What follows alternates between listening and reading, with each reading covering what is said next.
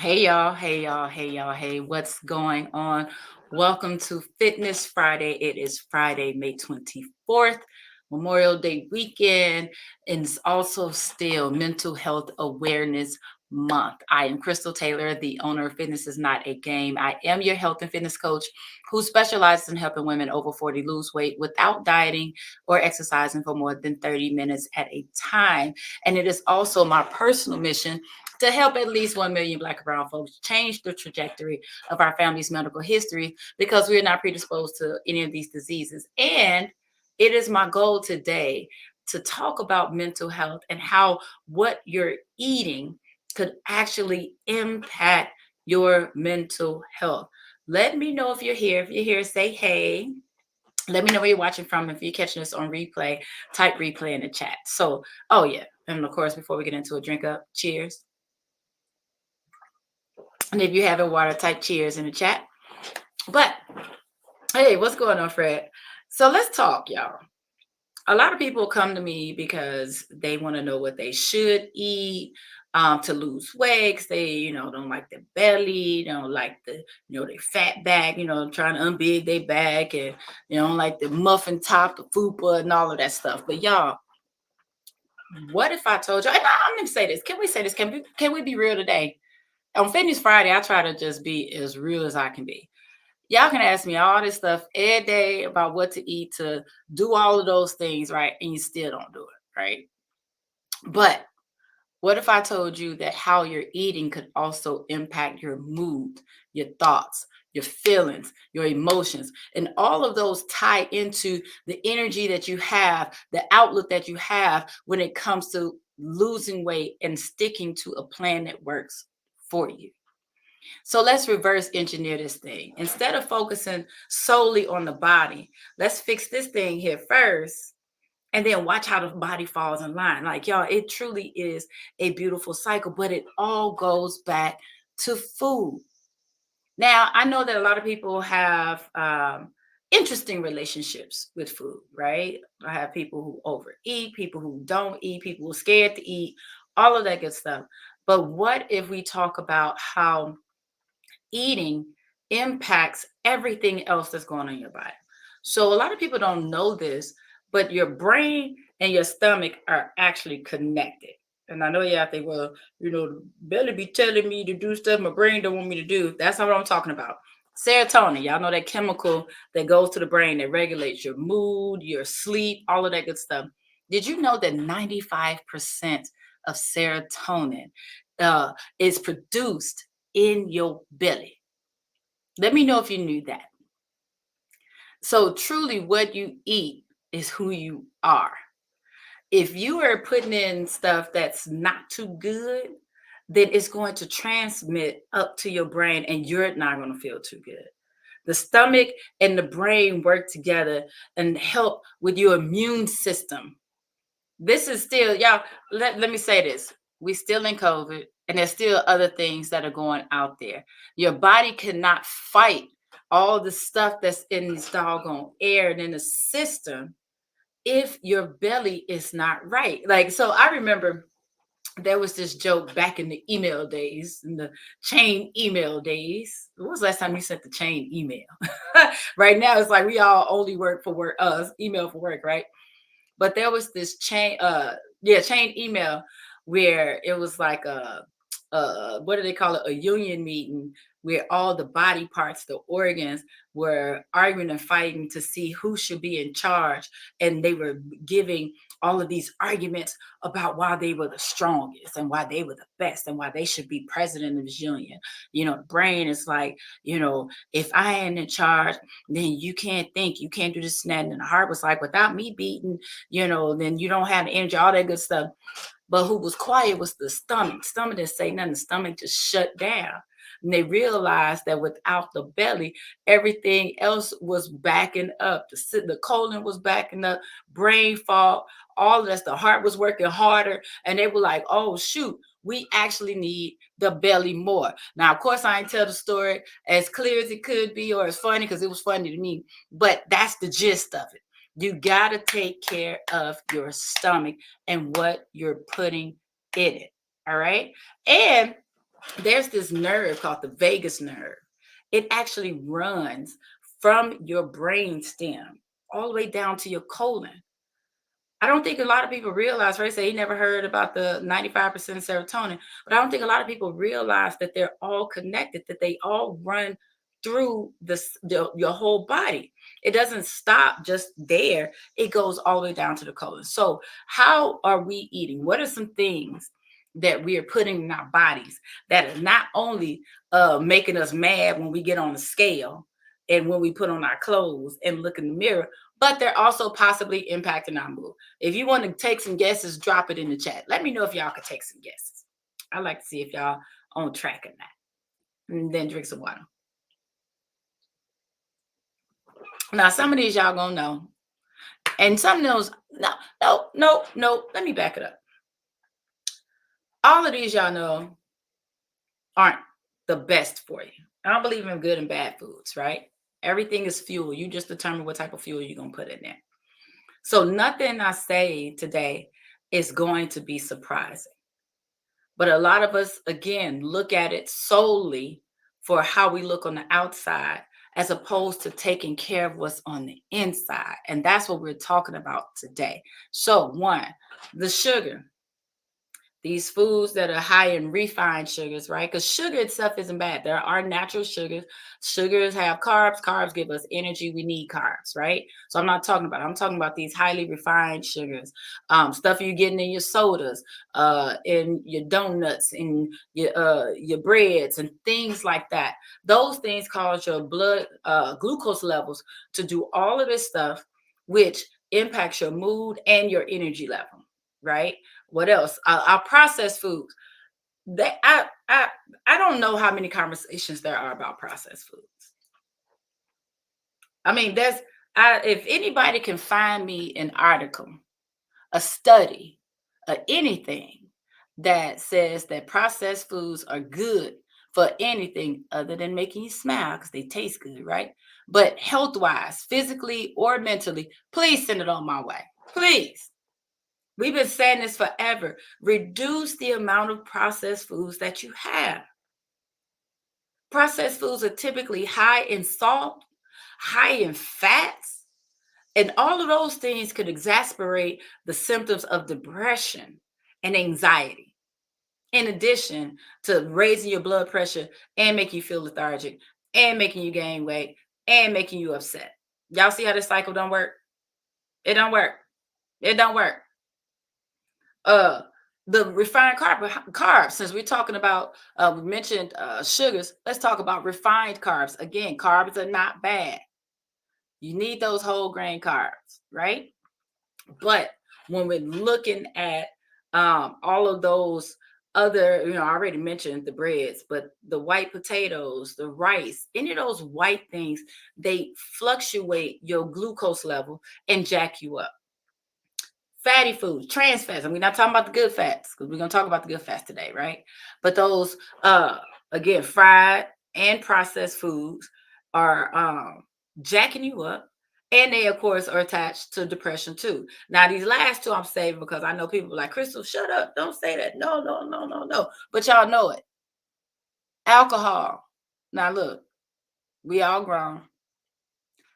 Most of us drink on some level, right? I know there's some people who don't drink at all. Should I love some wine, some tequila? Yes, ain't no wrong with enjoying you some every once in a while, right? However, while it can, Tim, y'all gotta excuse me, these allergies are killing me. So I'm gonna try my best not to rub my eyes all while we on. I just feel like I gotta stay with my hands like this, so I'll rub my eyes. My goodness, I just use my drops. But the thing about it, I don't want to put people in a box. There are a lot of us. Sometimes people drink for stress relief, right? And while it can temporarily give you some type of relief, temporarily allow you to relax, it truly is a depressant. Alcohol brings out whatever you're feeling. You're not going to be sad and mad and then drink and then all of a sudden you're happy. You're just not. It doesn't work that way. I saw a movie where this lady said her dad taught her to never drink when she's upset or when she's sad because it's going to make it worse. And it's true. And it impacts those neurotransmitters in the brain. So even if you were on the road to getting some relief and feeling better, drinking could actually make it worse and prolong how upset and sad you are, right? And the last thing that we're throwing in our bodies that is not great, and I don't want y'all to fight me on this. Please don't come shoot me. Don't come for me because I'm just here to tell y'all the truth. And I said the truth. Anybody want to guess it?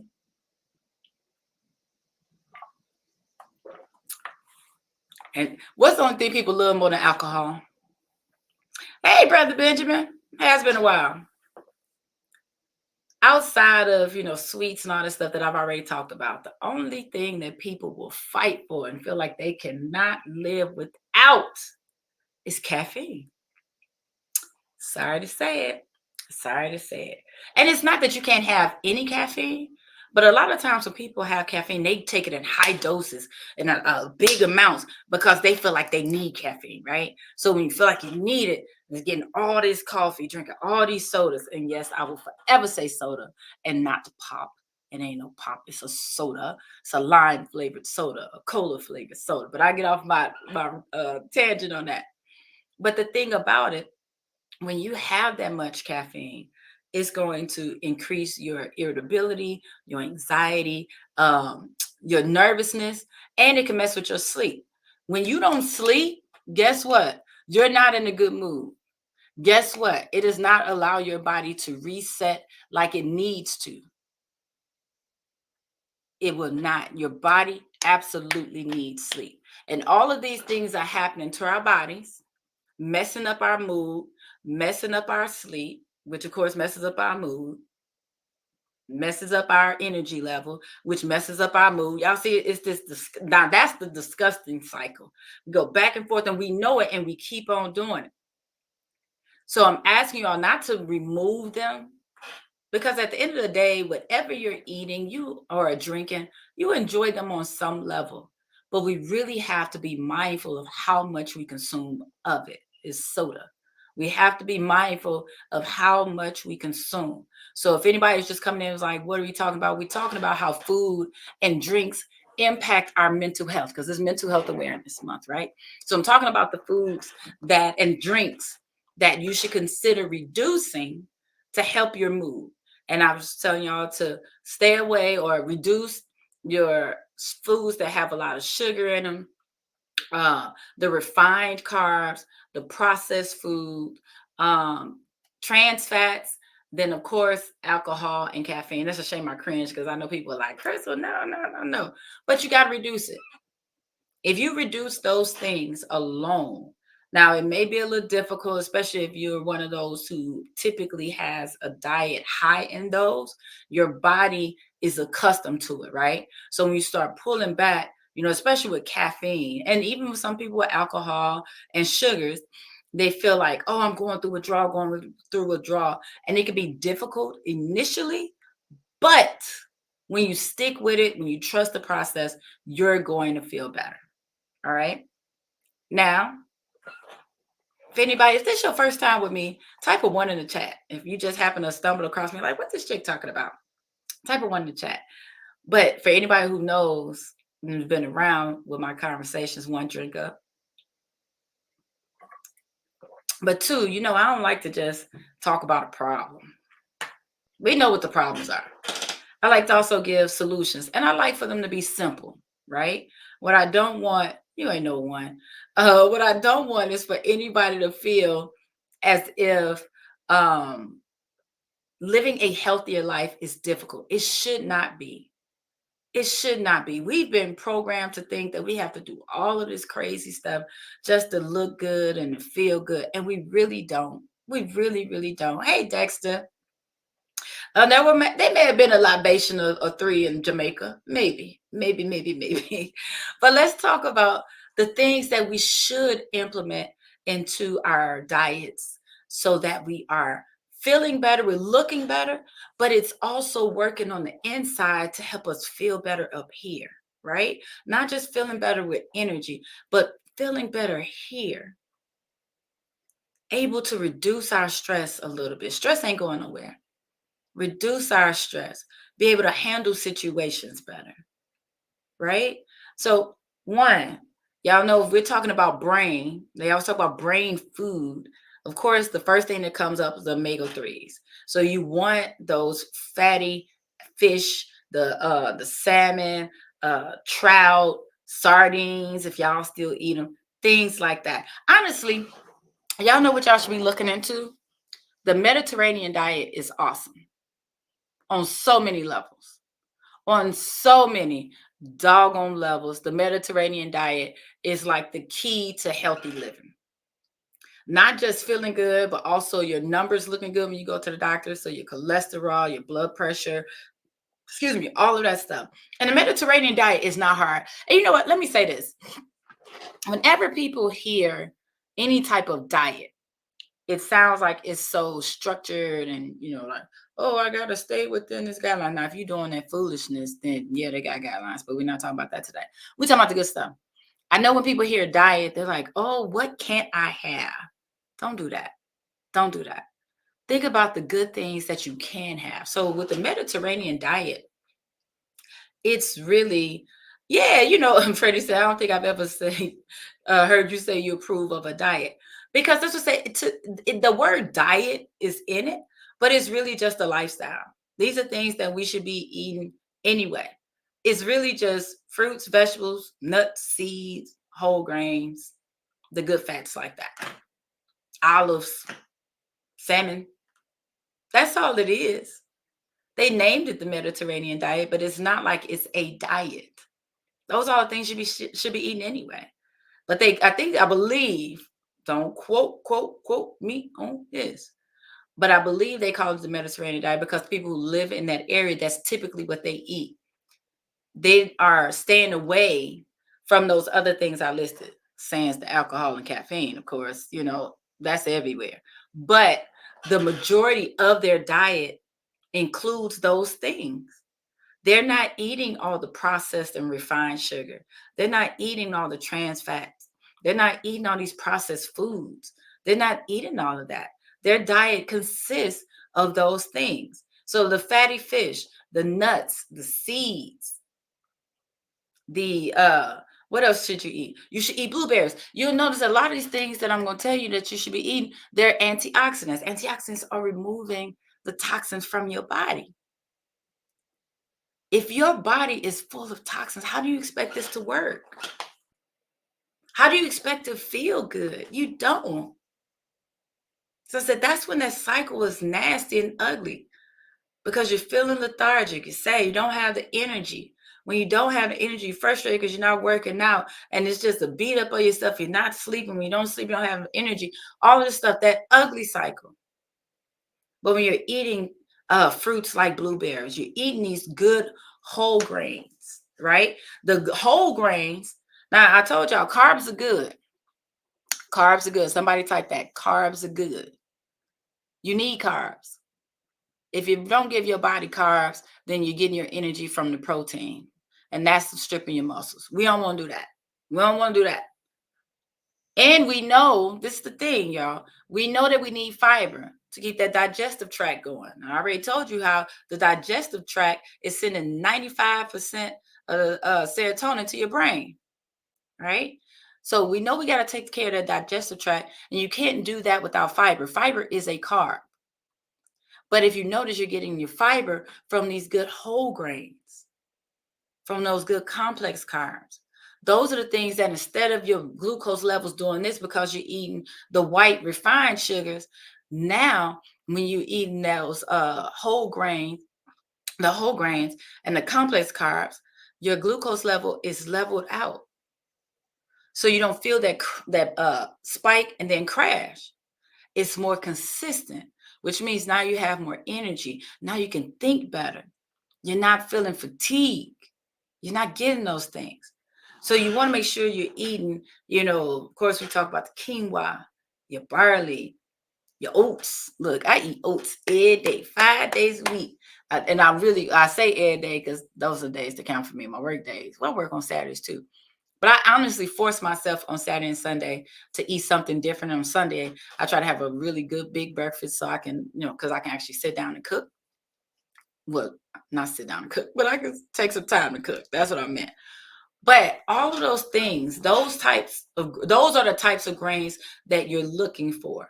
Now, let's be clear. I said whole grain, not necessarily multi-grain. When you buy a product, and those packages can lie to you, they'll say multi-grain, you think it's all healthy, like, yeah, I'm getting the good stuff. Unless that first ingredient says whole something, then it ain't a whole grain. It's multi-grain because there's a whole bunch of grains. They took all the remnants and smacked it together. You want to find the multi-grain that is made of whole grains. So whole barley, whole wheat, whole oats. Those are what you're looking for. All right. What else we need to be eating to take care of our guts so that our brains are happy? These are, like, again, nothing new. You got to eat your leafy greens. We know that leafy greens are so good, as far as antioxidants, but they also help the pipes to keep moving. Yo, you can't think if you backed up. You cannot. Mm-mm. Mm-mm. Mm-mm. You ain't gonna have no energy if you backed up. Mm-mm. You gotta keep them pipes moving. When I was growing up, y'all remember they used to always call it roughage. I don't think I've ever. What's the last time you heard the word roughage? I'm gonna bring it back. I'm gonna start telling people to get them some roughage in their lives, but it's true though. Look at the roughage, like because we're talking about kale, spinach, things like that, right? We ain't talking about no doggone iceberg and romaine. Don't nobody tell me that they eat no greens and sit there and talk about some doggone iceberg and romaine. No. But roughage, your kale, your broccoli, things like that. I look at it like a little sponge going, and they might sound like it's painful, but stick with me, right? But I say that because it's like they're coming through. It's like a little brush, cleaning out, cleaning, just grabbing the mess and making way for whatever you're putting in behind it, so that it can come out the way it's supposed to. And when it's cleaning the mess out, right, it's unblocking those colon walls to allow the nutrients from what you're eating, because you're eating things that you should be eating. So it's cleaning your colon walls to allow the nutrients to actually be absorbed by your body. Y'all know, think about it like this. We're talking about the fats. Fats are oily. That's stuff that just sits. That's just like if somebody wastes some oil, you drop a piece of chicken, fried chicken on your counter.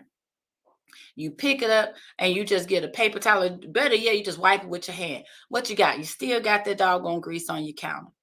It ain't go nowhere.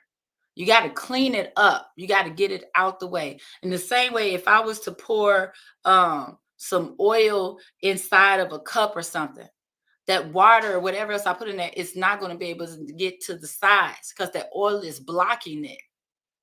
Let me know if this is making sense. So you need that roughage to come through. The roughage. I'm gonna keep using that. That's my new word. Y'all prepare to be sick of me with roughage. But you need that roughage to clean it out so that your body can absorb the nutrients, so your colon can clean itself, so that your brain is working better, so that good stuff can be in your gut and send that serotonin on up. All right. What else? So, okay, you're gonna like this. You're gonna like this. You're gonna like this. Dark chocolate. I gave y'all something good. And somebody probably gonna like, Krista, I don't like dark chocolate. I like milk chocolate. Dark chocolate is bitter. No, it ain't. No, it ain't. Train your palate, y'all. Train your palate. But you need that dark chocolate. Is good because it actually helps your blood vessels grow and part of your brain that helps with memory and learning. All right. So if you need a chocolate fix, go get you some dark chocolate. All right. Get you some dark chocolate. So with all of these things, no matter what you're eating. Oh, and did I mention avocados too? Did I forget my boo? Avocados. We were talking about the good, healthy fats and oils. I just thought about like, did I mention my Buddha avocado? You gotta have that too. You gotta have that too. But no matter what, whether you're saying, okay, I'm about to start making some changes, or if you're struggling to make those changes, I want you to, and I've been talking about this a lot lately, I want you to practice mindful eating no matter what. Because I know the transition can be difficult, right? We're creatures of habit. We just are. And we like what we like, right? But you like what you like in the moment. In the moment. And what you do in that moment can have long term effects, good and bad, right? So that's why I want you to practice mindful eating. What is mindful eating? Mindful eating is when you stop doing everything else but eat. You're not on your phone. You're not watching TV. You're not also multitasking, working. You're actually paying attention to your food, the smells, the textures, the colors, but more importantly, how it makes your body feel. Oh, and if you're satisfied, if you're close to being satisfied, because it's way too easy for us to fall into mindless eating, where you working and eating, and you look down like, I ate that whole bag already. I know I didn't just eat that whole sleeve of cookies. Yeah, you did, because you weren't paying attention, right? But when you're mindfully eating, you're noticing how your body is feeling, whether you feel happy, whether it's giving, oh, if it's giving you heartburn, if you feel more bloated than you have been before, all of those things, right? Pay attention to those. Pay attention if it's bringing down your mood. And I know that's what I said. I know when food is good. Look, anybody who's been around me knows that when I like my food, I'm gonna dance. My girlfriend asked me the other day, she said, are you humming? I think I am. I think I am. I most likely am. I enjoy some food. Yes, I do. However, mindful eating doesn't stop when you put the fork down. It's also after to say, oh, how do I feel 30, 60, 90 minutes after? Are my waist beads tight? Did they roll up and turn into titty beads? As they say. Do I feel sleepy? Do I feel lethargic? Or do I have more energy? Do I feel satisfied? Do I feel light? Do I feel happy? Like that was good, but I don't feel weighed down. What are you feeling? All right. What are you feeling? So, what I also want you to do, and I'm going to leave you with this. What I also want you to do is to start making a plan. Too often we just go by the seat of our pants. One of my favorite tips that I love to share with my clients is to plan out your meals the night before. Life be lifing. The day gets busy. You get into your day. Let me know how frequently do y'all eat. If anybody's been around, y'all know I like to ask y'all this a lot. And I ask this a lot because too many people don't eat frequently enough. And what happens is by the time you eat, you realize you're hungry, and then you turn into hungry instead of hungry, right? And when you get hungry, you'll eat anything. I mean, hungry, you'll eat anything. However, when you plan the night before, by the time you start getting hungry, you already know what you said you were going to eat. And because you planned it out the night before, you get to see that snapshot. And I mean by like logging your food, you get to see that snapshot. Oh, am I eating a lot of fats today? Oh, did I plan to intake a whole bunch of sodium? Oh, let me change that out. Oh, shoot, what is in here that has all this sodium? Hmm, what can I take out? How can I swap that out? Or should I reduce how much I have? Just taking those steps, I guarantee taking those steps, you're going to see results in how your body looks, but then also how you feel, how you impact, how you improve your mood, how you speak to yourself. We ain't going to talk about the skin and all other stuff because we talk about the mind today, but I guarantee you it will work. It will work. If nothing else, you won't be beating yourself up for what you ate, especially when you're like, I know I shouldn't have eaten that.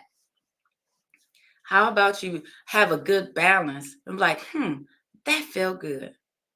That alone increase your confidence, your pride, your yeah, those are words I want. Confidence and pride in how you ate. So those are going to improve your mood.